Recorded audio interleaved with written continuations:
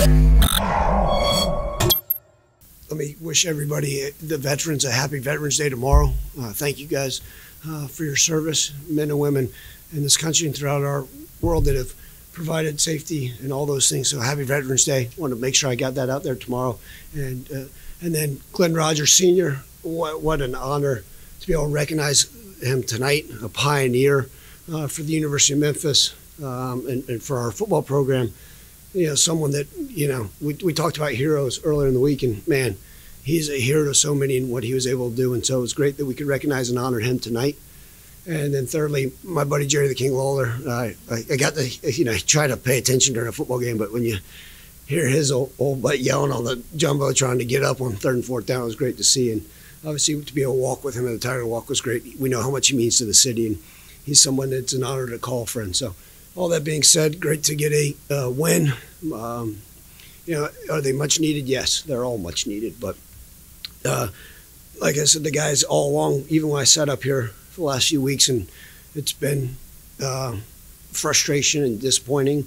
The message hasn't changed to the guys. The fight and the belief of those young men continue to be there. And I can tell you guys that all you wanted to hear, but it doesn't, like I said, it doesn't matter until it shows up in a win column. Really proud of the way the defense came out and battled. I mean, it's one of the best performances I've seen by a Memphis defense in a while. They did an excellent job throughout most of the game. You know, something because I think it's what happens in our program usually stays within our program because it's not necessary to share with everybody. But on Tuesday's practice, we were down 28 guys with flu-like symptoms. We missed 37 total players on Tuesday's practice, which this week in a short week was much necessary. We had guys that did everything in their power to try to will themselves through the game, which give them credit. Obviously, we never want to put anybody in harm's way. We were missing some guys, and we have been the last few weeks, but that's okay. We got to get healthy. We got to get well. And look, it's a new week, 1-0. Just like I've told our guys all along, learn from this. We've got to get better. There's a lot of things that we need to get fixed sooner than later, and we will. But these guys are going to continue to fight and believe and find a way to go 1-0 next week. Ryan, the offense, after having those scores in the first quarter, it kind of struggled with the rest of the game. Is that continuing to be a concerning point for you, even in the win? Yeah, I mean, I think the biggest thing that concerned me was, one, we got to get our drops fixed. You know, the turnovers have to go away. And that's, you know, we've turned the ball over, and that's what's hurt us in the losses, in my opinion. Now, there's other things, obviously, right? Let's call it what it is. But the turnovers, that has to get out of what we're doing offensively. And it's I'll lose sleep over it because we work on it, we talk about it, we preach it. And you turn the football over in college football, it's hard to win games. And so, obviously, the inability to run the football at a high level, that is concerning to me. We got to be better. We got to keep our quarterback upright and protected. And so all those things. It won't show statistically, and I'm not saying this because he's sitting right here. I thought Seth actually played one of his best games of the season. He made the right reads. He did exactly what he was supposed to. He put us in the right position. Now, statistically, you may say, well, how could you say that, Ryan? But I truly believe. I thought it was a pretty clean game by him. And but we've got to be able to catch the football. Too many drops. We've got to be able to own the football and not turn it over. We've got to be able to line up and run the ball effectively. And that's not just the offensive line. I thought our tight ends in the first half did a pretty poor job blocking. I thought everybody involved didn't do a good enough job in what we needed to get done in the run game. And so all that being said, there's things we can fix offensively. I think we can catch the ball better. I think we can own the football better. And then I've got to dig deep and say, okay, how can we run the ball more effectively? And so, yes, it is concerning. I'll look, as you guys well know, deep and hard into this and figure out what we can do offensively to continue to improve and be more consistent. Well, the other part of the turnover, the defense has been able to get those takeaways every season when they get a 2 days. Yeah. How big was that? Huge, right? Huge, and that affecting the quarterback, right? I think tonight's one of those nights that we were able to affect the quarterback that may have also led to some of those, and then obviously one of the fumbles and then the INT. So it's huge. It makes a huge difference, and that's what we preach. You know, I told our guys all the time, I said, we can talk about getting takeaways, we can talk about owning the football, but until we put into action, it's just writing on a damn whiteboard. And our guys let's go live it. And our defense certainly did that. And I'm proud of them. And we got to continue to get takeaways. But just all in all, the overall effort by the defense was fantastic. Would you say you're hoarse from yelling during the game, yelling in celebration in the locker room, or do you like symptoms like some No, I feel great. I really do feel great, other than my voice. It's been gone for about 5. I think probably it was going away for me at the last press conference. But it's a combination. Like I told our team, I said, if you feel 100% in November, and I told our staff, if you feel 100% in November, and our players, man, then well, shame on you, because and same with you guys, right? Like nobody should feel 100% right now. We should all be grinding and working, and so yes, I feel great, relatively speaking. But yeah, and it's not always negative yelling. It may be positive. It's a combination of a bunch of things. What was that scene like in the locker room during the 40 days? Oh, reminded me. It felt like and I've always been very transparent with you guys. It felt like a weight was lifted, and let's call it what it is. It just, and that, guess what? Doesn't mean anything if we don't go out and win the next game.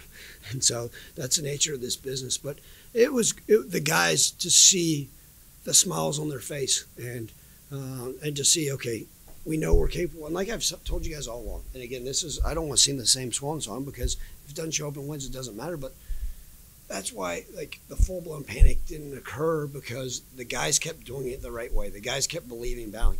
Had they quit 3 weeks ago, yes, I would have sat up here with terrible body language, a woe is me mindset, and all hope is lost. But it's not, right? Okay, so I sat up here last week and told you guys, okay, so we're gonna win. We're gonna win out. Okay, so we won one. Now, clean slate again. How do we win the next week? And that's the mindset, and that's the approach.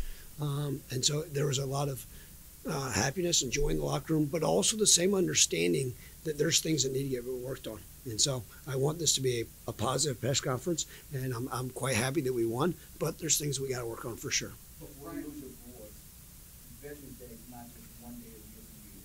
You've been doing it last year, this year, and every game. What do it really mean to you personally, not just that day, but really mean what you do for veterans on this game by game and year in, year out basis? Yeah, look, none of us are here if it aren't for those people that serve. And I'm one of those that, when I say my prayers at night, I always thank those that served. And, whether it's family in the military, but most of our players, I have actually asked them at times, like, how many, and I will tomorrow morning in our team meeting, how many of you guys have had somebody in your family that served? And guess what? 95% will raise their hand. And I said, let's make sure we thank them. And we have to be grateful, because we're in a world of craziness in society. And you guys know I live as much of a bubble as anybody. But let's not forget those that came before us and did those things, and that serve our country and that continue to do so. And some of those that gave the ultimate sacrifice for us. Man, we should forever be grateful. And it's just like when we get to honor anybody. But we'll thank them and be appreciative of them every single day. But tomorrow, it's just another way we can honor them on a more national level. Ryan, you mentioned that this is kind of a much-needed win.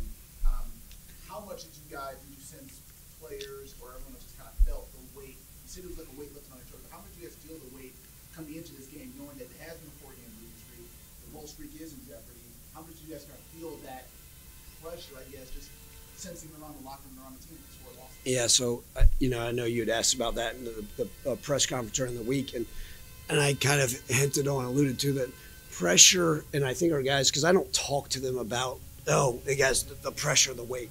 We know our back's up against the wall, and there's only options to come out swinging. But pressure is really only felt by those that aren't prepared, those that don't believe. And so our guys work their tails off. They believe. They come to work every day with the right attitude. Said Seth Hennigan doesn't feel the pressure. Quindell Johnson doesn't feel the pressure. I don't want our staff to feel the pressure. Nobody's going to put more pressure on ourselves than ourselves, right? More onus to get the things done. And so our guys don't sit there and say, man, coach, there's just, they blocked out the noise and gone to work. And for me personally, we all take so much pride in doing it the right way and winning football games. That's, the game is football, the business is winning. And we take so much pride in doing it. And we've been too close not to come away with a win. And so nobody's holding themselves more accountable than ourselves. And it starts with me. So for me, the weight off the shoulders, okay, good. Now and the great news is the buy-in's been there. But now I can coach these guys a little bit harder. So I can tell you what, I'm going to get on their tail a little bit more this week coming up. Okay, hey, this is what we have to do and why. And sometimes I always say this, we coach our guys harder in wins because they understand that all this work and all the reason, now it's coming to fruition, and it did, just one night. But to make it happen over and over and over, we got to continue to improve. So to be clear, you said you didn't feel any more pressure this week than normal. No, I never will feel any more pressure this week than any other week. You guys have had different people step up in the pass catching game the entire year, but where did that Javon game come from tonight? Yeah, I think, right, you're exactly right. We always talk about the variety of receivers that we have here. And it was also talked about on the TV show at one point, just say the use of different wide receivers. And I said, forever we had, Anthony Miller's our go-to guy, and then Calvin Johnson. Now we've got a bunch of guys that we really have faith in and trust. And so tonight Javon was able to step up, find the holes in the zones, and make the catches when needed. He'll be the first to admit he had to drop on the man coverage where he had it clean. It would have been a heck of a catch, but so there's things that he continue to do, but he just continued to do it and trust it and play at a high level, and Seth was able to find him on some of those targets. Ryan, what do you say to the defense? So what was the focus like?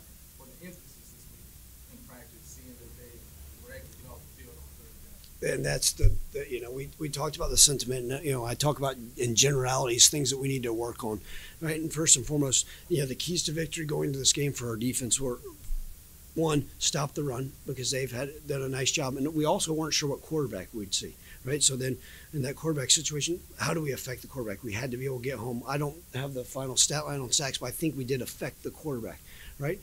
Bren's a guy that threw for 400 yards versus Ohio State last year. He's a guy that almost led them to win versus Cincinnati versus Ole Miss, and now they had another quarterback that came in and played at a high level in number one, and so I think we affected the quarterback. And then the third one, key to victory, was get off the field on third down.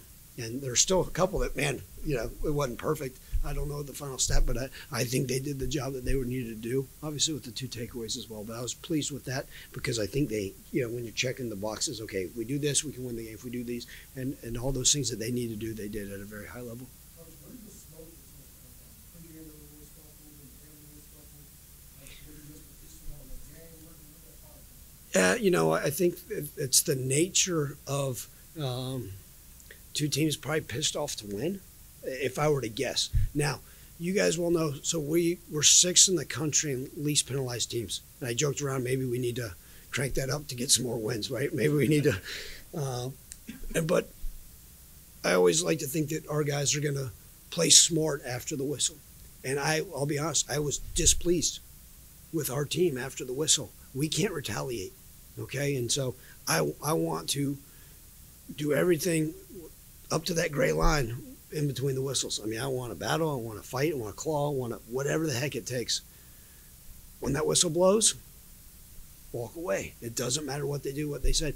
And I didn't think we did a good enough job tonight of doing that. And so I told our team in the locker room, I'm disappointed. We will get that fixed. And they all understood. And because our guys get it and are mature enough to understand, yes, coach, that's not what we do. That's not our culture. That's not our standard. So we will get that fixed. But I love them. I'm good with them going out there and playing, hard in between the whistles and in those white lines. Do you think that was maybe the cleanest game you played special teams-wise all year? Yes, that's a great question. I do. We had Tanner Gillis did a nice job on kickoffs. He did have one out of bounds, so that's a penalty that puts him at the 35. I thought Joe Doyle gave us a chance with his punch. Last time I talked about he actually outkicked the coverage, which you say, what the heck does that mean? But he did a nice job. Chris Howard came back and did a really nice job. Again, my biggest concerns all season have been the coverage units. I was pretty pleased with them. I thought the guys ran down with great speed and with the right approach to it. So yes, I was. Overall, it seemed pretty clean. And Eddie did a nice job feeling the football and getting up the seams and the return unit. So, yeah, that's exciting because when you can play, and I said this too, one of the things on a short week, special teams can be a big difference maker. And then, we always go back and we look at hidden yardage, where it was and what was that. But I was very pleased, all in all, just off the surface with our special teams. Ryan, your Caden didn't have any accolades, had very high expectations, but he hadn't proven anything. At the end of the year,